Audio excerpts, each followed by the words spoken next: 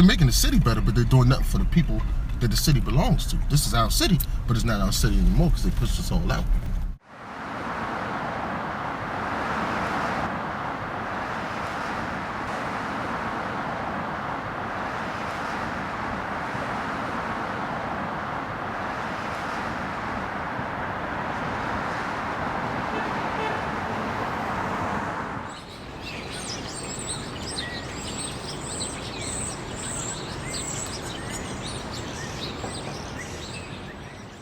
My name is Lee Youngblood. I've been living in this apartment for about a little over 15 years. When 2009, 2010 was when I started getting stopped by the police. I was working down on 16th and K, and I would walk through Chinatown sometimes coming home. One time when I was walking there, I met a friend. A police car pulled up. It told both of us, put our hands behind our back and all that stuff. I asked him why he was stopping me, and he said because I had been walking frequently, suspiciously through the neighborhood. I said, I live in this neighborhood, that's why I walk frequently through this neighborhood. And it was so embarrassing because a lot of white people were just getting off work and they were probably walking through the area coming home from work. And I was saying to myself, these white people were probably saying, good job, police. You do your job, get these people out of here. And that's what they were doing. They were letting people know they were doing their job. I said, this is all part of the neighborhood changing process.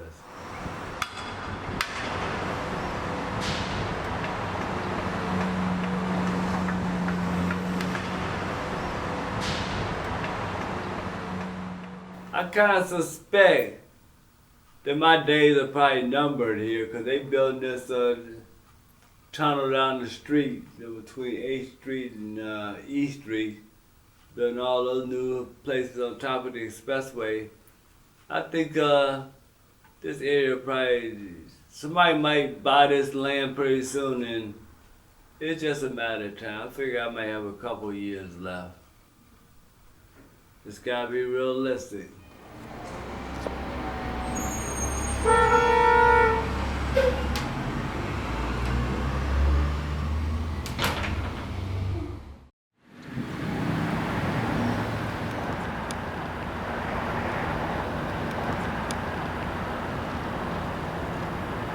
People's perception of NOMA is very much that it's big buildings and it's high-rise office, high-rise apartment. And so they're often very surprised when they come to my house because they know the address is NOMA. And it's like, oh, there's this little neighborhood here with little tiny houses and people who know each other. And that seems to surprise people. My name is Claire Reistacher. We're at my house at 914 3rd Street Northeast in Washington, D.C. I bought the house in October of 2013. I used to live near here, a few blocks away. I had been looking for a house to buy for several years, so I started looking here because it was a neighborhood that I was familiar and comfortable with.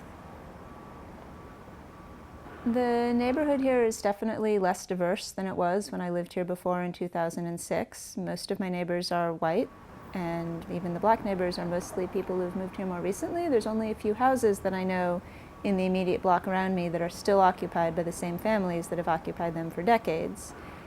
And there isn't always a whole lot of social mixing between those people who've lived here for a really long time and the newer neighbors, and I regret that. I think that we lose something.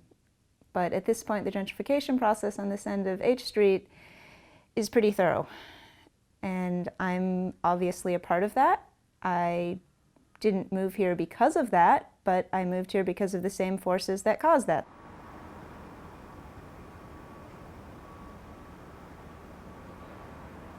From an individual level, everybody wants to buy a house they can afford.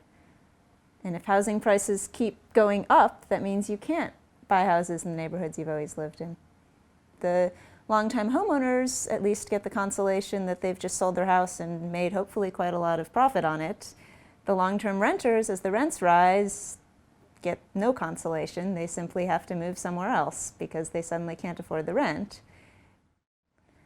It's not a good process, but it's a hard one to stop.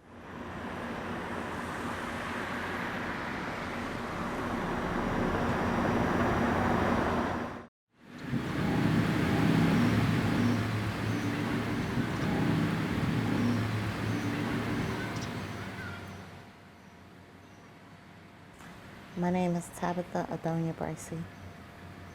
We are located at 908 3rd Street Southwest. Me and my husband moved here to find a better neighborhood to raise our kids in, and this happened to be it.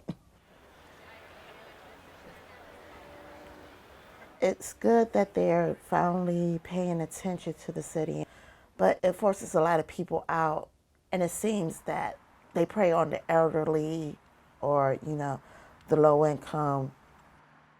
I think eventually that they're going to remove the housing projects. I think they've been in motion to do that for a very long time.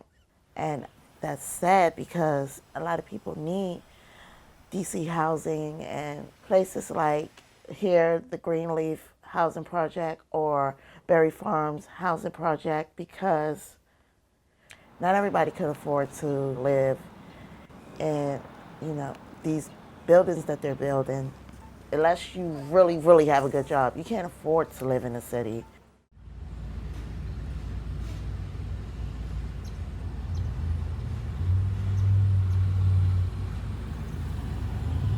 Diversity is good. It's good to have some of everybody in the neighborhood, But I think a lot of times that they try to push minorities out. When they start with projects up like this, especially in big cities, the goal is to push out the minority and bring in the majority. It's not more so about the majority and minority. It's more so Yeah, that's true. where the money's coming from. Yeah, pretty much. Wherever the money is coming from, that's who they're going with. If the money was coming from a cat, that's who's going to have the place.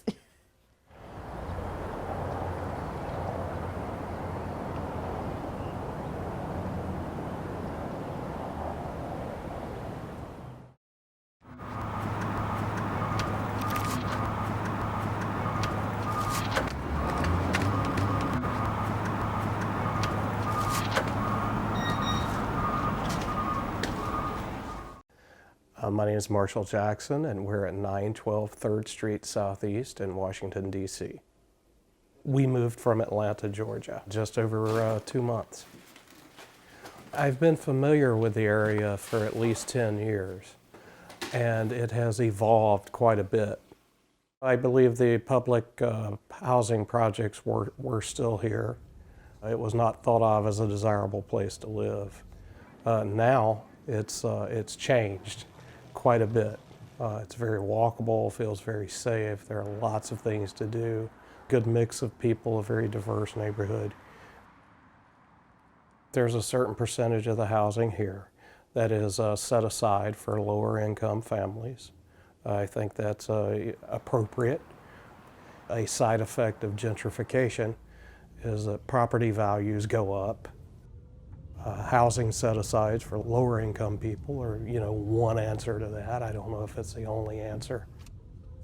It's an interesting thought about the way gentrification happened in the various neighborhoods. Prior to my time in Atlanta, I lived in Northwest in the Mount Pleasant neighborhood. And the gentrification has happened there as well. Columbia Heights is an excellent example. The metro stop came, and then things just blossomed up around it. The neighborhoods in Northwest, even though they have gentrified, they feel like more old DC. Whereas in Southeast, where we are, everything seems to have been bulldozed and built new. And I tell people this is a totally different experience. It's like living in a different city. It's just the way it is. We'll be in the neighborhood for as far as I have a time horizon to see. It is expensive. Gentrification that I had mentioned earlier drives up property values, and yes, I can afford to live here, but will I be able to do so forever? I don't know.